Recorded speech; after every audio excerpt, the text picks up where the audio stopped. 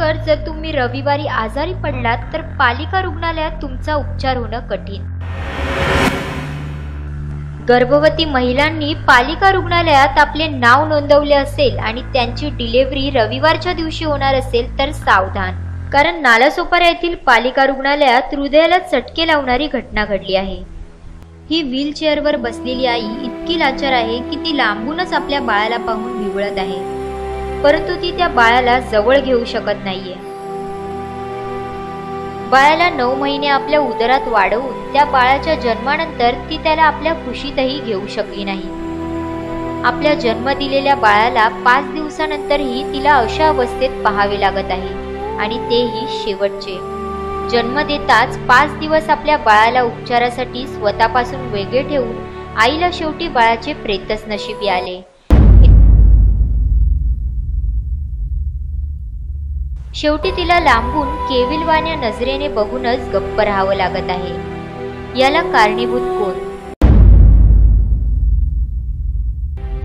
गरीब रुग्णांसाठी वसई विरार पालिकेने 100 बेडचे मोठे हॉस्पिटल बांधले आहे।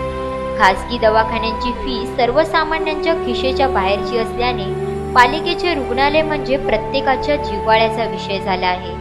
मात्र या ठिकाणी गरिबांच्या वेदनेवर मलम लावायचं सोडून तेथे गरिबांच्या जखमाच वाढवत असल्याचे धक्कादायक वास्तव समोर आले आहे। खाली पैसा ले रहे, दौड़ा रहे इधर से उधर, इधर से उधर।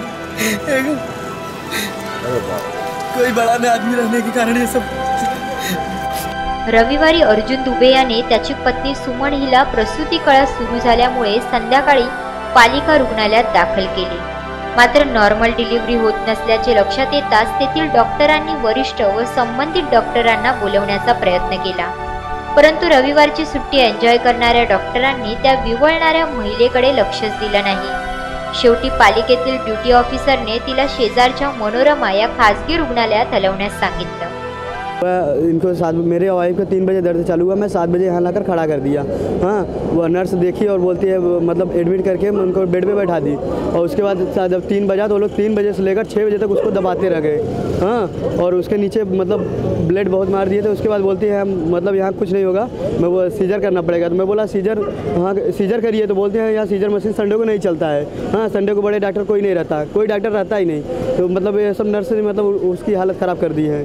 मनोरमा रुग्णालयात तिची डिलिव्हरी झाली, परंतु योग्य वेळेत डिलिव्हरी न झाल्याने बाळाची प्रकृती गंभीर झाली होती। आणि अजून एक शोकांतिका अशी की आई इतक्या वेदनेनंतर बाळाला जन्म देऊनही क्षणातच त्या मायलेकराला वेगळे करून पुन्हा त्या बाळाला डॉक्टरांनी NCUची गरज असल्याने आणि ते त्या रुग्णालयात उपलब्ध नसल्याने बाळाला नालासोपारा येथील अपोलो रुग्णालयात पाठवले। उसको NICU की ज़रूरत थी, हमारे पास NICU अवेलेबल नहीं था। इसके लिए हमने NICU के लिए मैंने डॉक्टर सुनील विराडे से फ़ोन पे बात किया और वहाँ पे बच्चे को मैंने शिफ्ट कर दिया। 5 दिवस आईपासून दूर ठेवून नंतर त्या बाळाला उपचारासाठी मुंबईच्या नायर रुग्णालयात पाठवले होते, परंतु तेथे उपचारादरम्यान बाळाचा मृत्यू झाला। याबाबत पालिकेच्या जबाबदार व्यक्तींना विचारण्याचा प्रयत्न केला, मात्र त्यांनी कॅमेरासमोर बोलण्यास नकार दिला। पालिका रुग्णालयाने सुमनची सिझरिंग नाकारल्यानंतर त्याच पालिका रुग्णालयाच्या 50 मीटर अंतरावर असणाऱ्या मनोरमा रुग्णालयात घटनेच्या दिवशीच 15 मिनिटात ऑपरेशन करून डिलिव्हरी होऊ शकते, तर पालिका रुग्णालयात का नाही? त्यामुळे हे अपुऱ्या सोयी सुविधा असलेले रुग्णालय काय कामाचे, असे अनेक प्रश्न या घटनेनंतर उपस्थित होत आहेत। माहिती प्रसारण सेवा खुलासा ब्युरो।